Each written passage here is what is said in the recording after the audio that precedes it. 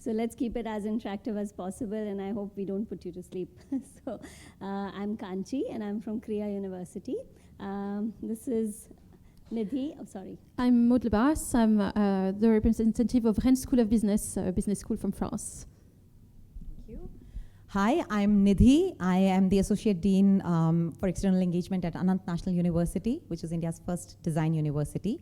And today, between the three of us, we are going to be talking about, admissions and how the entire process has evolved, and how it continues to kind of take shape. I'm running in Nidhi. Now, if you go back to outside of the admission line, can you recall how the admission process was, I would say, back in the days? Of course. I mean, it was really easy.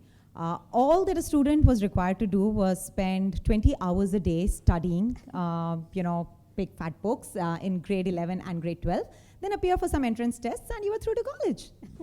That really sounds easy. I mean, but to actually take you down history to tell you what admissions really looked like when it all started, I think Harvard was one of the first schools that really put in prerequisites or requirements for admission to their university, and they've continued to sort of change it, tweak it, update it over the years, right? But when they started out, I think in 1636, they didn't have any entry requirements, but they wanted to be so exclusive that by 42, they had decided that people who come in should absolutely, so there were just 3 easy steps for people to get into Harvard.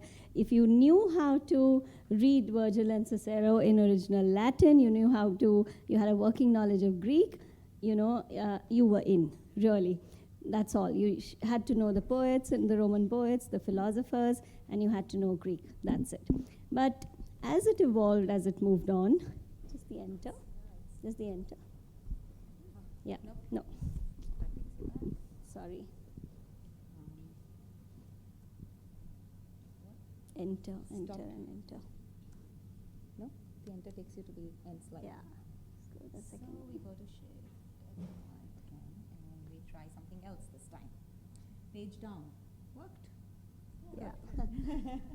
So this list kind of expanded, and it grew to also subject-specific requirements like arithmetic, grammar, sciences, geography, languages, and of course English replaced the Latin. So these were the requirements that you had to have if you were to apply to Harvard. Okay. So if you look at how admissions have really evolved, what really happened was that students were coming in from a diverse regions, from different places, and there was a lot of diversity coming in. So schools had to sort of let go of the rigid list of prerequisites. So if you look back at the earlier ones, those were unforgiving. Those had to be fulfilled, and if you didn't have those, you just couldn't get in. So they were basically trying to make Harvard a very, very exclusive program, and very few people could get in. But later, when we saw students moving in from many different places to apply to these colleges, they sort of started to look for diversity and relax some of the very rigid ones. So universities which had taken up, their own examinations and all sort of started to move towards standardization. They believed that, so many universities, so many colleges having so many different requirements was not really working for them. So if you looked at the way it evolved in the further years, there was a push for standardization. And then came into being the SAT. The SAT started being used as the preferred college entrance requirement by most of the private colleges. But the public colleges also sort of took to SAT, but not really looking at the aptitude for learning, but very subject-specific SATs and ACTs. So the subject-specific were picked up by different public schools, but the private schools still just went with the SAT scores. But what that did was that the SAT also, sort of focused a lot on the academic merit. And there was this whole, the Hunger Game kind of environment was created. People became obsessed with what are your class ranks, what are your SAT scores, and it just became so very competitive that the pressure on kids and the pressure on schools and grade inflations and all that came into being. And of course we know that SATs always, the students from privileged backgrounds do much better at SATs. So Nidhi, what has really this push for higher and higher SAT scores done for us? Yeah. We Indians always love a good rat race, right? But what we realized through our study of the SAT process was that as colleges chased higher SAT scores, this became kind of like a badge of honor for colleges to say that my SAT scores, or if 10 students apply to my institution, only one makes it. And somebody else gets up and say, no, I have a 1:50 selection ratio and I have a 1:100. And that just became something that would highlight the reputation and the degree of excellence that institution kind of practiced. But really what that was doing was just making this brutally competitive. And a point that Kanchi already touched upon is that there was a natural bias towards in favor of candidates coming from a higher socioeconomic strata. So students kind of started to feel the load of the whole admissions process, again in a similar manner that what really are we doing, because we're just burdened with the pressure of excelling in this singular exam. So college admissions evolved yet again, and it said that, okay, let's make it a little more personal. Let's look at what else is it beyond academics that, for example, is the student great at sports or music or has done some, community service? And so let's look at a holistic performance of the student. And gradually, the applications would ask questions or would provide you options to provide this information to demonstrate that you're not just about academics, but you're also a more holistic individual. And so the hope was that we'll move away from academic stress. Sure enough, we did. So rather than just academic stress, we came to more holistic stress, because now the student is trying to juggle between so many different priorities, because you need to have a checklist where you're checking off all the boxes on co-curricular, extracurricular, and academic performance, and how am I, in terms of values. So that actually, the offshoot of that was an entire industry in admissions counseling sprung up and flourished. And it's something that, till date, you're just so confused how to crack the specific admissions process of a specific institution that you want to get to. So students, need that assistance. So the whole idea then was that, okay, can we, and there's a group of, new age universities that started testing this to say, instead of measuring performance in the past, can I look at what is the potential that the student brings to the table? So instead of asking, what was your score in such and such activity, or what awards did you win in co-curricular activities, the question became like, okay, what motivates you and why are you interested in this program? Any other information that typically would not fit into one of the regular categories became something that students, found it was an optional information to provide, but that could assist in the overall analysis of a student's profile. From just about asking like, okay, so what volunteering experience do you have? The whole idea was that what unique experiences, it may be volunteering, it may be otherwise, because every student has a different profile, has a different set of challenges that they have been through, but how have you learned from that? So the idea really was to move away from testing performance to assessing potential. Kanchi, doesn't Korea have a similar philosophy and admission process? Actually, it does, Korea is really the new kid on the block. So it's a new university. We've just welcomed our first batch of students in, and a very exceptional batch of students. So when we look back at the end of the year, we looked at what are the kind of students we would have taken in if we had not done this really exhaustive admissions process that we had, and I'll come to that later in my later slides. So we realized that we would have picked up just 40% of these students. We may have missed out 60% of them had we only looked at cutoff scores like the conventional universities do. So it's a very different, it's a very unique process. But before I really go into the process, I want to tell you what we started to think and what was the design thinking that went behind designing the process. So we really looked at, and we called it starting from the end. So, what are the unique qualities that we would like, or what's the long vision for our graduates? What are the common qualities that they should have when they come out of Kriya? So, what would a Kriya graduate stand for? What were those few, qualities that we wanted them to have? So, one of them that stood out was we wanted them to be ethical leaders. But a 17-year-old wouldn't come in already being an ethical reader. So what he or she should come in with is integrity.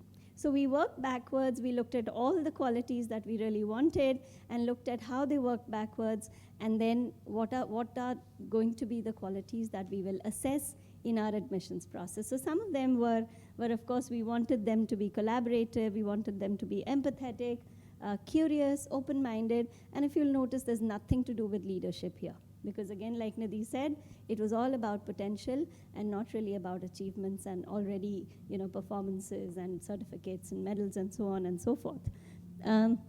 So we decided that it had to be, accessible to everyone. A quality education in a country like India or even in Asia should be accessible by everyone. So Needblind admissions there. So everything tied back to the whole value system of the university, really. And we wanted something which was student-friendly. We wanted something that was contemporary, which spoke to the current mindset of the students. We also wanted it to be light on data. We didn't want students to be filling sheets and sheets and sheets of form, and a form that would look so daunting that they wouldn't want to go through it. So what do? We kept thinking about it, and we came up with this design of an immersive case. So the first part of the process is very similar to the other universities. It's a form, it's an online form, but that's only used for a few data points. But what we really rely on is the second part, which is the offline part, where we actually meet these students. So we work with a selection bias and with a selection mindset and not a rejection mindset. So we are not looking to reject people, we're looking to call them in and understand them. So we called almost 60% of the applicants. I'm sure when we move further down the years, it may not be that scalable, but we're also looking at maybe virtual reality and other things to help us do this. But we are so excited about this that we want to continue doing this. So the second part of the admissions is that we call them over, we take them on a field trip. This is an immersive case led by the faculty. So the faculty take them to places, present a very open-ended case. It's not like, very limiting questions, but really open-ended cases, which they come back, they write essays on that, they discuss, they present, group presentations. It's a whole day of immersion. And it's only at the end of it that we make an offer of admission or saying that, sorry, we can't offer you admission right now. But whatever it is, it's a value-add experience for every candidate who comes in. So whether they come in, whether they don't accept us, the student always goes back having learned something. So I think that was what we really wanted it to be. It's been a fantastic success. We were just out there in the market for four months, and we got more than 1,000 applications. And I think Kriya's really been accepted by a lot of students because of the fantastic admissions process that we had. So that's it. Yes, there is a shift from stress to providing an experience to students. That's what I see here. But also the kind of things that you're looking for, I think, are indeed, apart from the technical skills, or so-called technical skills, a few soft skills that are in demand and have been identified as such by the World Economic Forum. I would just ability to work with others, of course. Emotional intelligence, we hear that it's like a key skills that will be in demand as much as data science skills, for instance, will be in demand in the future. Fire for learning, sense of purpose. And this gives an idea of potential, indeed, if those students have that. So that's what you're looking for better inputs. I see quite a lot is offline, which is possible if you are recruiting domestically, so people can come for that. What about international admission? How are some players, some schools, fitting into this quest for those soft skills and this potential? So we have the example of Massachusetts Institute of Technology. I'm not dreaming that anyone would be in the room coming from the school. No. Okay, anyway, we'll try to tell you what they're doing. So they have the traditional way, of course, they're looking for excellence, but they also are providing a chance to students with special skills, creative skills, who have an interest in something else, to expose it. So they have what they call the studio, what's the name? Site studio, where you can, as an applicant, upload either, a presentation of clothes that you have made, short videos, cakes baked, why not, app designed. You can showcase, your music skills, anything like that, which has many advantages. It's a lot of students are probably very frustrated not being able to expose that, and this gives them a chance. But it also proved that they are taking that into account nowadays. I think they're not the only one. You probably propose some other. Yeah, well, there's the All-in College of Engineering, which is also trying to, test students' hands-on skills in addition to the traditional process. So they do ask for the traditional application that, asks you for various data points, but then they do shortlist candidates out of that and then ask them to come for, a candidates weekend. They organize 3 of these in every admission cycle, and the student is essentially expected to spend 1.5 days on their campus and take part in various activities, including attending seminars, music fests, but at the same time participating in various design challenges. They have like a tabletop challenge, working in a team, working individually, being part of interviews, but they are more like informal interactions, so that it's more a two-way dialogue. So both the applicant as well as the faculty can assess the student and the institute in this case better and make a more informed decision. So again, this is becoming a more participative process from both sides, being able to assess the other in terms of the fitment. Closer home at Anant National University, we do, being a design university, we do focus a lot on the hands-on skills and the creativity that students bring to the table. So our vision is that we are nurturing solutionaries for the world, right? So the way we look at solutionaries are people who are revolutionary in their thinking. And typically we associate the word revolutionary with like activism and just asking questions, but we think that solutionaries actually take a more solution-oriented approach to the whole, questioning of ideas. And since we are looking for that, problem solving becomes one of the critical skills that we test for through our 3-step application and admission process. So we do have a written test, and you see a candidate working on the written paper where you test for skills of visualization, general awareness, scale and proportion, because in design that becomes important. But equally, there's a lot of weightage on questions on problem solving and how creatively can a set of materials to work with. That could include some clay dough, that would have balloons and ice cream sticks and threads to work with, where again, what they're trying to do is make a prototype of sorts, or prototype is probably the wrong word, but some kind of a template or a demonstration of the solution that they have proposed. And they find that quite engaging, and so students, leave aside the table and chair, and they're like, yeah, we need the space to kind of work with this, we want to sit on the floor, do our thing, and they get really creative. And students then who are shortlisted basis this written and hands-on studio test are then, interviewed virtually, because the idea being that we've already had a face-to-face interaction, and do we really need everybody to travel and congregate in one city, adding to the carbon footprint? Maybe not. So what we try to do is use technology at that point to say that, okay, we want to know you better, because what often happens is sometimes a student may not be very great in a written exam, but may have displayed a lot of creativity through the situational assessment.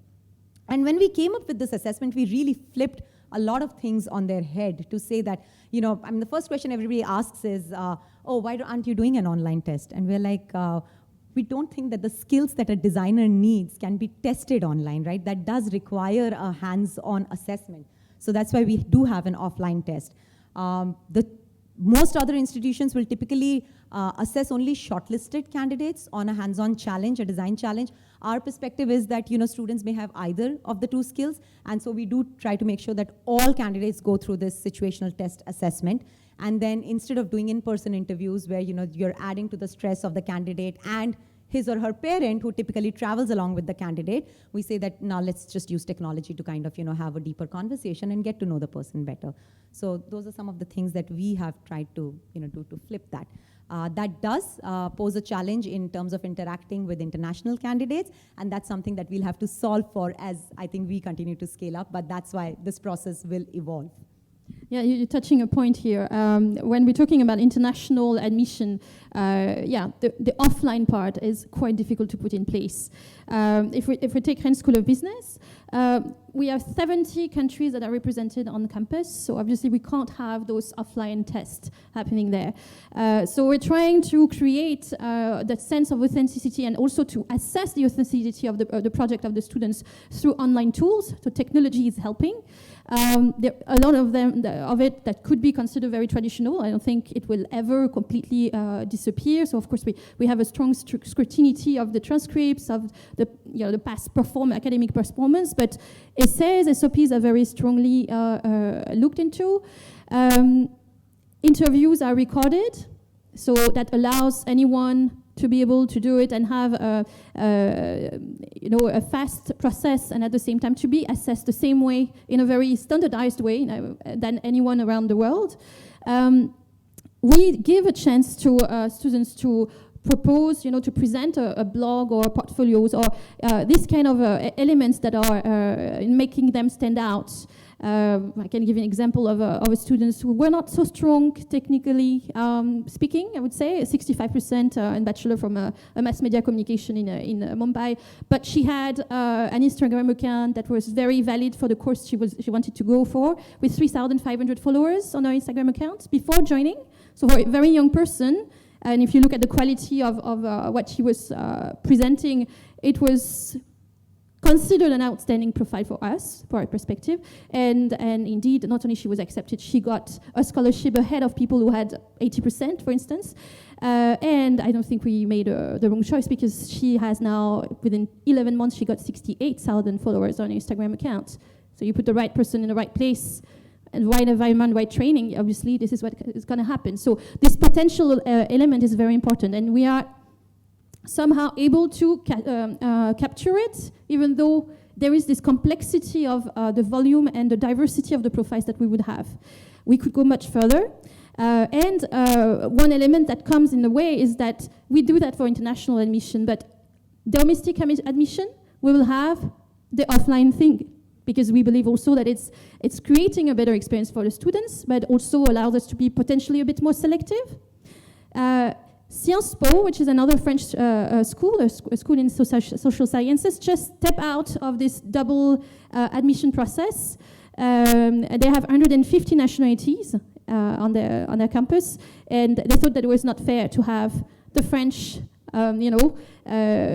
selected differently than the rest of the world. So they just done everything online. With the interview and all those elements. They also were able, through data science, through when they're the expert in social sciences, they were able to figure out that they were having bias towards profiles that were not necessarily naturally trained to be leader-oriented. So the overall part, which was representing 50% of their testing, their admission, was not helping those profiles to be, they were having bias there. So they decided to change this admission process in order to only give 25% of the weightage to oral part. So I think it's quite interesting to see what data science, for instance, can bring in.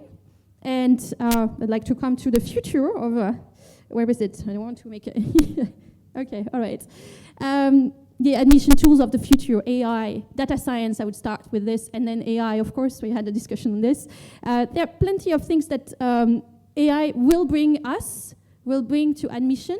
It's already the case in recruitment in general. I'm an HR professional as a career, 15 years of experience in there, and I've seen that shift coming in because of the volume of application that the companies have to deal with, because of also their requirement to have more engagement of potential employees and working on employment branding. So a marketing approach with the help of AI and data science is important, but it's something that is starting to be applied in higher education, in admission, and more, because that's pretty much relevant as well.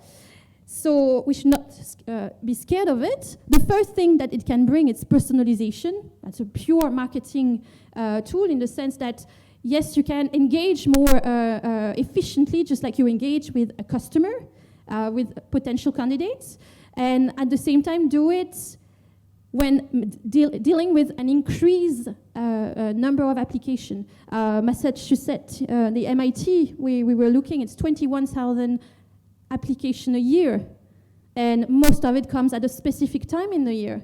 So how do you manage that? I mean, we're humans, we can't do that. So you need the help of the machines to do part of it and probably have the human aspect on what really matters, where we really add value. So, you know, a chat box that is able to answer the basic questions or the automatic follow-ups. I mean, you've probably seen that already, and there are a lot of universities in the US that are using that already, apparently. That's what the press is telling us. They're not telling us the school, though, but it's definitely there. And it will come more and more. In Rennes School of Business, we have tried that on the French market, and with, you know, trial and errors. The language is important here. So we tried on one specific language market, and we don't know if it's going to have the exact same impact wherever you go around the world. The regional language here will have an importance as well. It's developing a lot. So yeah, this would complexify the whole thing. But these are tools that are coming, and that would definitely be helping schools to have a more personalized approach while managing this complexity and this volume of application coming in. So it's going to automatize a lot. It would help. There are a lot of things that shows us that it can help, data science especially can help us fight bias.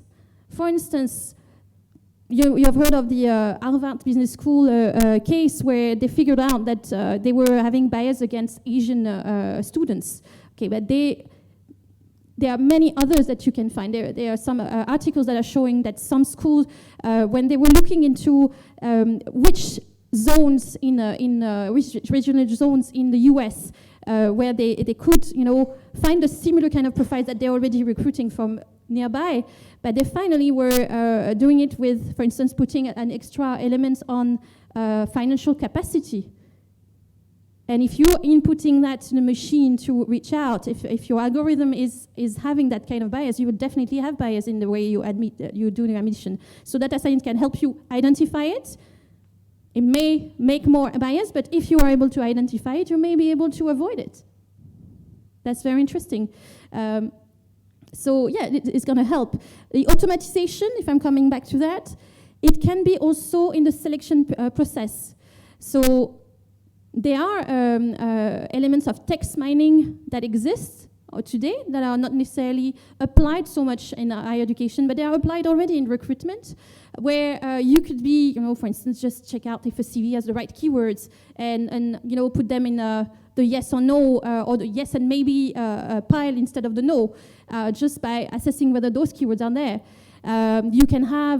You potentially can have, you know, automatization on, if I'm taking the record interviews that we have, we already manually are, you know, rejecting profiles that are, you know, recording only 5 minutes of interview because that's obviously not serious. And even if it was serious, that means that the person doesn't have a lot to say about themselves, so it is not a very strong profile. What if you were able to, you know, automatize that? What if you were able to check within have the machine assess whether there are a few keywords that are coming out there, or they could assess the level of English while speaking? Machine may be able to do that. Text mining can do it anyway. Okay? So these are things that might come. It will help in retention, of course, because it will help us, you know, assess automatically how much engaged the students are in the whole process of admission. And that's quite important. But it also could assess, and I'm talking about that, we had a discussion earlier when preparing this presentation. I'm talking about doing it with a huge number of applications. a normal CRM can do it, but on a limited pile. But if your admission team was able to have like the list of the 20 most likely to be finalizing their application every day, the 20 most likely profiles, and they could just focus on that first. But that's a lot of work that is, not for them to do manually. And AI, data science can do that, can bring it. In automatization, there are also other things that can happen. The automatization of the checks of, for instance, references, check of the degrees, are they real? All this can be done. There are a lot of things. Already, a lot of schools are now going into blockchain in order to, make sure that their degrees are protected. That the people that have had a degree there, their degrees is fully protected, and you can trust it. But what if your system, your machine was able to do the check for all those schools that are not yet there and that have not acquired this technology, and they can do it, partly at least. So yeah, you have those elements that are coming in. Should we be afraid of this? And how can we prepare the students for this? Sorry. Yeah. But there are many things. But I think they need to be aware that this is the future. Do you agree that this is the future? More and more of automatized, more and more of online checks. Yeah. But the first thing is that it emphasizes even more the importance of being authentic throughout their studies. Have a purpose for sure. I mean, that's forcing it because you can't cheat so much anymore. If you have achieved things, if you have received a degree, for instance, but yes, it is the case. A reference check that is done automatically, you can do 1, 2, 3, and that means that we can be trusting even more that this person has the character that he says he has. So these are the kind of things that this can bring. So I think the shortcut, the attitude of going for shortcuts and thinking just, having that certificate, I got like this, I'm talking about, for instance, the people who apply for France, and sometimes they think that just having the certificate of French language or for A1, for instance, is sufficient, but that's not a real skill. Okay, but that is not anymore the attitude that they can have. I would say less and less, and that's a very positive thing, I think. They need to be aware that there is a risk of bias that can be covered, but that can be there anyway, and that they need to be digitally prepared. So keywords should be there somewhere in their CV. They need to understand what it means. I can tell you, and I'm helping a few students from India to look for opportunities in Europe, full-time jobs. And the way they present their things that are called a certain way here, operation, process, management, for instance, that do not exist called this way in Europe. Because that's just doesn't ring a bell. But these are transferable skills, and they're called a different way over there, or a different way around the world. So they need to start being aware of that. It's beyond language, it's about definition according to the culture, I would say. And that would matter more and more. Plenty of things I wanted to tell you. Yeah. Where is it? Sorry. I lost it. I think we can open the floor for questions now, and I think whatever else we need to discuss can come up in the interaction, right? So is there anyone who would like to ask us any question around admissions, around processes?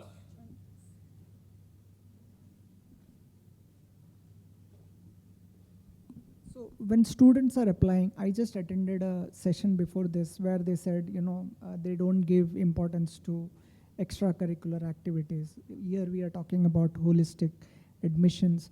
How will student know, what weightage is given besides academics? Is that on the websites of the colleges, or how can students come to know? Yeah, I think it can be on the website, but the good news is that there are as many options as possible. That's one of the advantage they get also, is that because there are so many schools nowadays, there are so many options that are available. Someone who is not, who think that the extracurricular activity is important for them, but can be authentic and still find a potential great place to do it. Maybe you want to add. So generally, colleges will hold their rubric very close to their heart and they won't share it on the websites. That's one. But then you can pick up those cues from other interactions with the university where you will understand whether it's just academic merit and it's like just a farce about holistic admissions, or they genuinely believe it. Because in the first batch of CREA, I know there was a person who would scored just about 65% marks, which is low in Indian standards. But when we interviewed that person, we met the person, we were literally blown away by his intelligence, his layered thinking, and the way that person had so many perspectives. So it is impossible for us to not offer. And once you take in people like that, and the academic merit is not just being picked up by the school academic scores, but also by their interactions, that's when your school stands for something. And generally, it's a very quick word of mouth that gets around that this school values more than just academic merit or just academic scores. I'm sorry, that's what I mean. So I think kids are much more than their scores, and we should give it to them like that. I completely agree with Kanchi on that. That said, I do understand that some institution might want to follow a methodology where they value academic performance more than the other things. And I think, again, going back to the point we made on being authentic in your application, I think that is important because then it allows the other party to know that you have a greater inclination towards, extracurricular and co-curricular, and maybe this is not the right place for you because we are moving away from this whole rejection mentality to saying what's the best fit for both stakeholders, right? So, which is where I feel that, of course, students have the opportunity to do more research, but yeah, institutions will not, make very, very transparent their evaluation metrics because then there are opportunities for gaming and, again, all of those negatives come back.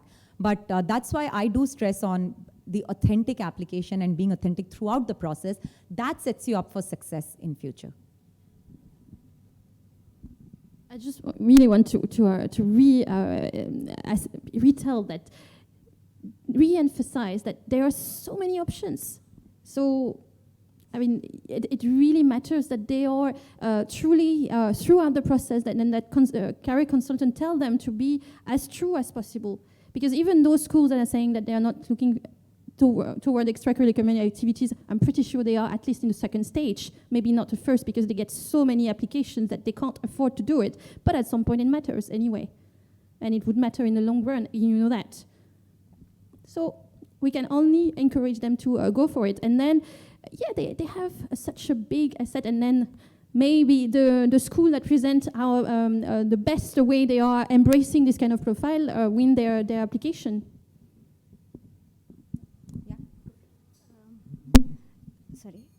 Through your screening process, like you must be going through a lot of applicants and coming from different parts of the country, different schools. What do you suggest for the schools? Like you must be coming through, like how to integrate design thinking, creative thinking in our curriculum? Like what do you wish that the school should have started this at the basic skills that the school should actually, because though we have like art and CGT, we have, but the design thinking still has to be worked upon in schools.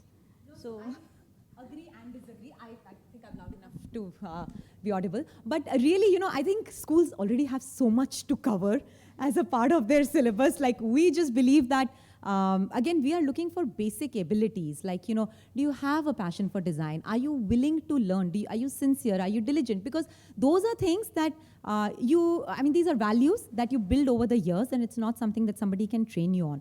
As far as design skills are concerned, I know that we have 4 years and some great faculty and studio, resources, etc., to train you on that. So we feel very confident that so long as I get a candidate that has the desire to learn and some basic aptitude for visualization and creativity, I know that we'll be able to work with them and make the best solutionaries out of them. So really we don't add on to the existing workload of schools. The idea, again, going back to the point I made originally, is that let's stay authentic to the natural being of the student, because that's how the fitment and the magic will happen.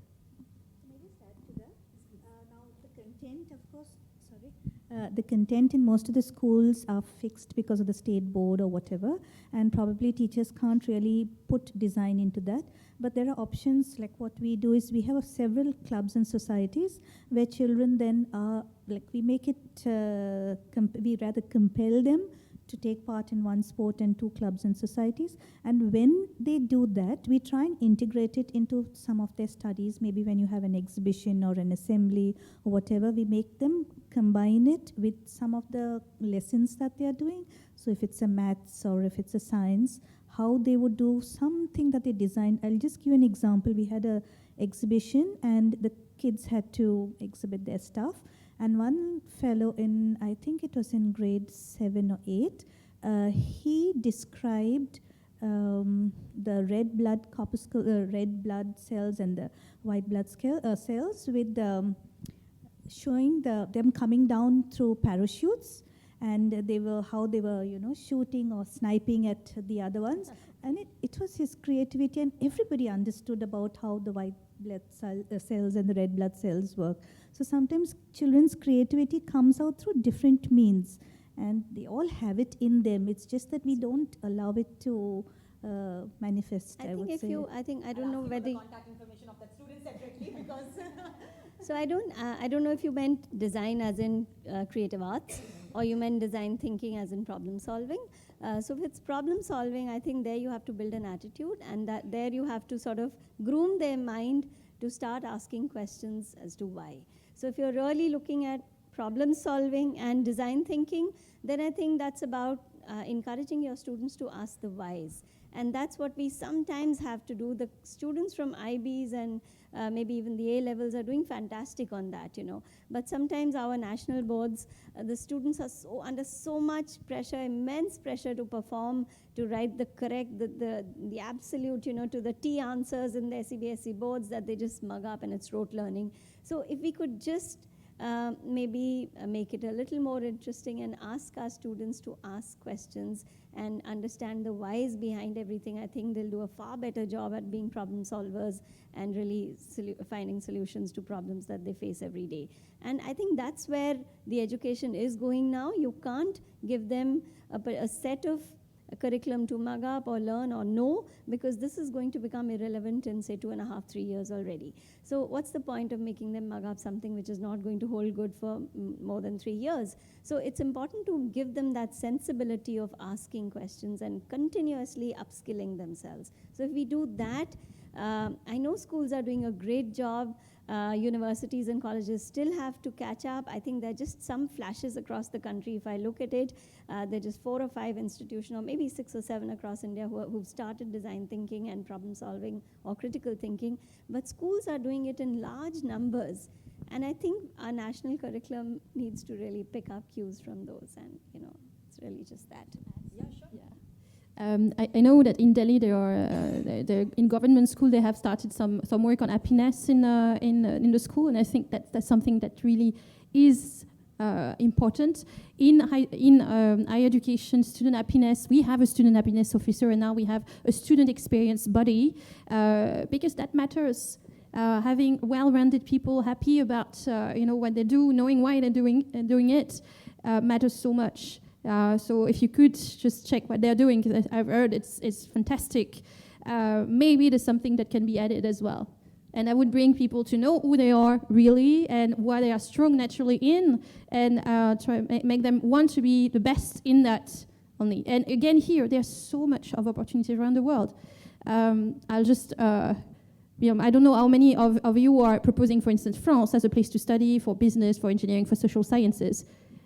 Probably not so many yet, and I hope that I might change that mind. But do you know that in France only, France is the size of Rajasthan, you have 25 business schools that are among the 100 best in the world. But that's the truth. According to the Financial Times ranking, that's one, but you have in social science, you have a school that is 4th best in the world. And these are options that are not even shown necessarily to them. 100% English. My school, for instance, 95% of our professors are not French. I know. We have not been so good in promoting it so much. I'm doing the bragging for my country, indeed, here. But I can tell you there are a lot of schools in France that have early on at the bachelor level already, there are 2 of them there, by the way, excellent business schools, that are proposing English medium of instruction fully. And by the way, the French is not a bad thing to have on top. I mean, going to a country where you speak French, then you can work in Canada, you can work in France, and 29 countries anyway. But that's the idea. France is one of the options among so many. And I'm afraid that sometimes the pressure comes for students by the fact that they are only thinking of 1 or 2 destinations, being India, which is extremely competitive, with fantastic opportunities, I can see. But you see, they're also very much open. And maybe the US. It's not a bad option, but I'm saying that there's so much more. And knowing that is already releasing a lot of pressure, not mentioning that it's very cost effective. A bachelor in France, in business school, 9,000 euros, that's 7.2 lakh INR per year. That's okay, I think. Yeah, not mentioning that there are some that are for free because the public university is fully sponsored. But I'm just saying, that's the idea. That's true for Germany is an option as well. Yeah. So I hope it's on the map now. Yeah, afternoon. I would just like to add to what you have said, that the Indian boards, there are certain limitations. We appreciate the academic rigor because they come to a lot of discipline and merit, and that also adds up in achievements in the later part of life. But of course, the IB, I come from an IB school, and the flexibility of subject choice helps a lot. So when you choose subjects which you enjoy doing, the passion it's already passion-driven learning. So the student is self-motivated. And then the creativity is embedded automatically. So they come up with solutions, they come out with problem. So that happens very smoothly, provided you give good set of educators who can guide them through the program. And though we say it's a very rigorous program, making the calendar, I'm the program coordinator, so my assistant and my other colleagues help me in setting up the calendar. So school calendar is very important to allow these passions to come out clearly and naturally and at the right time. So that's where we can give support, and we also counsel them in helping them choose the right subject. So most of our students are homegrown, so we know them. About 30% are admission through admission process, so we have 3 stages written, basic written, and 2 stages of interactions. So that's where it helps to find out somebody who has scored really high may not fit into the culture, because when you interact, there is no set questions, but the answers drive us for the next set of questions. So it's very much on the spot. So it's a collective decision, but yes, if the child chooses the right subject, we walk to see that the best of the potential comes out. It need not be the highest grade, but the best of the child's potential should come out. Thank you. Absolutely. You're focusing more on the individual child rather than getting into this rat race of, relative grading. So looking at each child in absolute terms, that's, I think, what is critical as well. So a lot of colleges are actually choosing to do that. They have caps over only X number of students from a particular school, or only, X number of people from a particular country or region and all. But I think we are moving away from that also, and it's becoming very individually, every student is chosen for their unique quality, and it's not a competition anymore.